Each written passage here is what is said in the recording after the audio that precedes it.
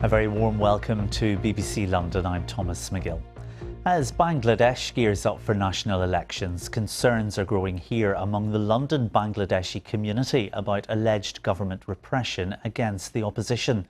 Demonstrations have been taking place while some exiled Bangladeshis allege torture of activists back home. The Bangladesh government strongly denies systematic abuses, as Guy Lynn reports. Magill now lives in Barking with his wife and son. But his crutches are a bitter reminder every day of what happened to him in Bangladesh. They started beating me without talking anything. They started beating me. They used to beat in the joints, our body.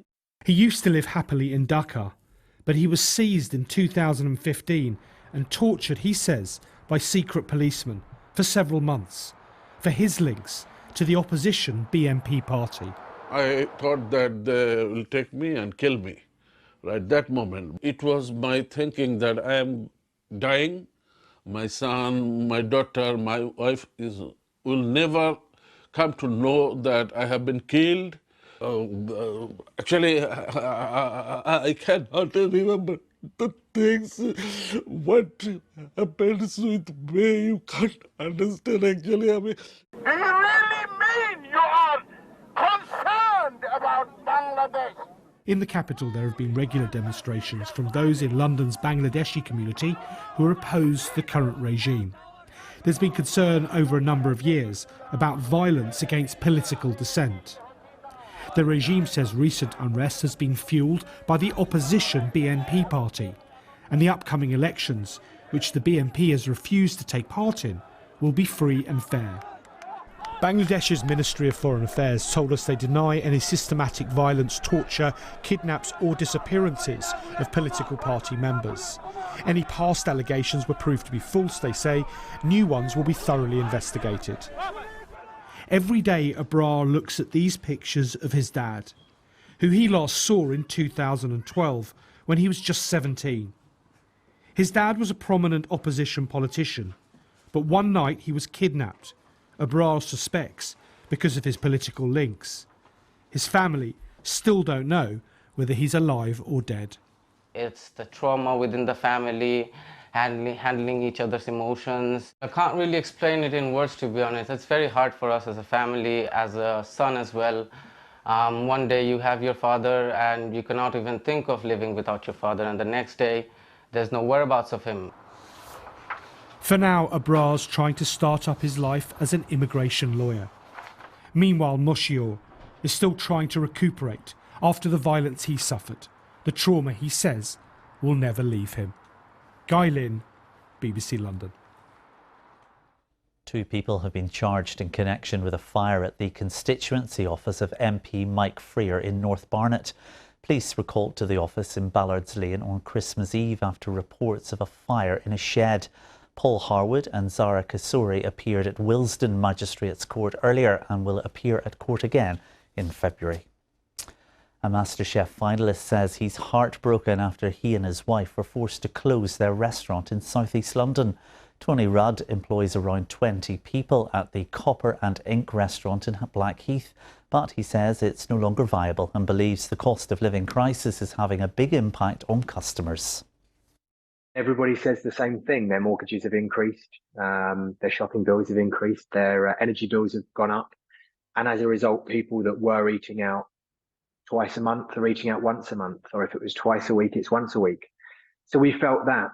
And I think on top of that, sadly for us, all of our overheads have also shot up.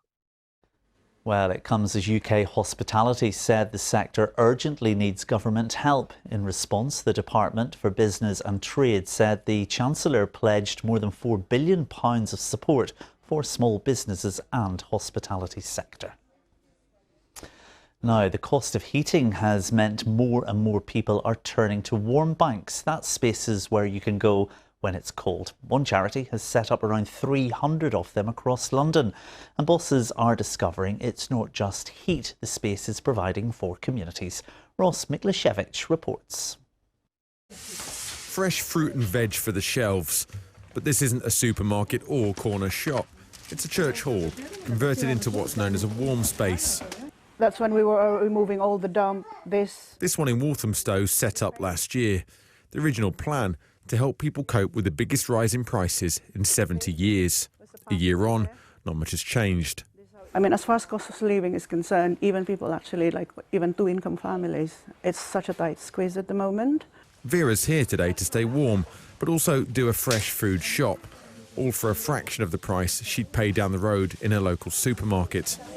With everything's going up, you know, I have to minimise how I spend my money. How much did you pay? It's £5 for this. That's as much. And it's very great price for this. But far from being sites of desperation, these places have become beacons of hope for those that live nearby. There are almost 300 of these spaces now across the capital, and what they do is usually start off as a response to something like the cost of living crisis, but what they really become is the hub of the local community.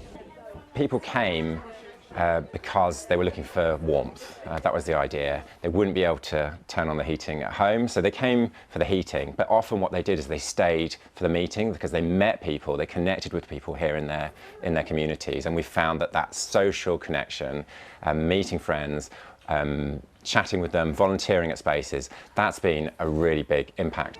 When we look in our news or we see, the cost of living crisis as it is, there's so much to be so not optimistic about. But if you come here on a Thursday afternoon and you give out a hot chocolate to someone, or you receive something, or you have a chat with somebody, you talk to somebody, one of your neighbours, you'll see so much hope. And with the cost of living still biting, that demand for optimism that these places provide will continue to be needed.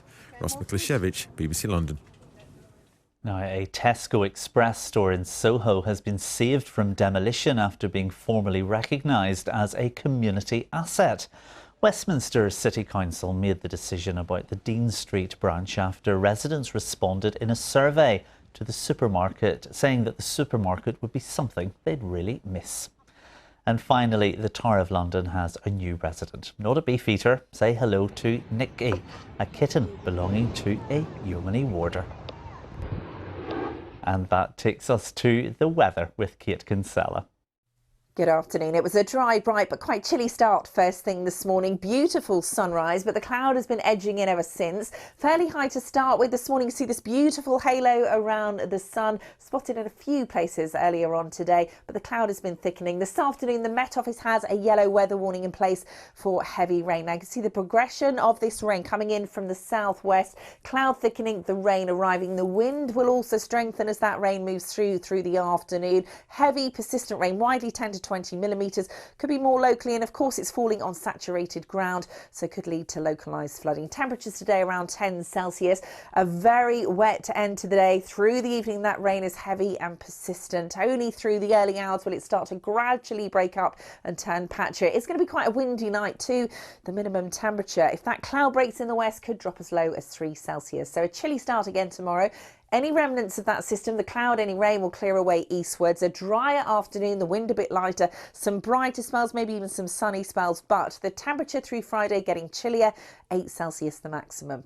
The good news for the weekend is high pressure is building, meaning that it's going to be a slightly more settled weekend, a drier weekend, quite a bit of cloud around, but less rain, not quite so windy, but we are dragging in this colder air, so the temperature is dropping. Daytime temperatures, although dry, getting up to mid-single figures. Into next week, it's getting colder. Nighttime temperatures could see the return of overnight frosts. OK, the BBC News app has the very latest for you, including how this weekend's tube strike will affect services. Assad will be with you at 6:30. Until then, have a lovely afternoon. Bye-bye.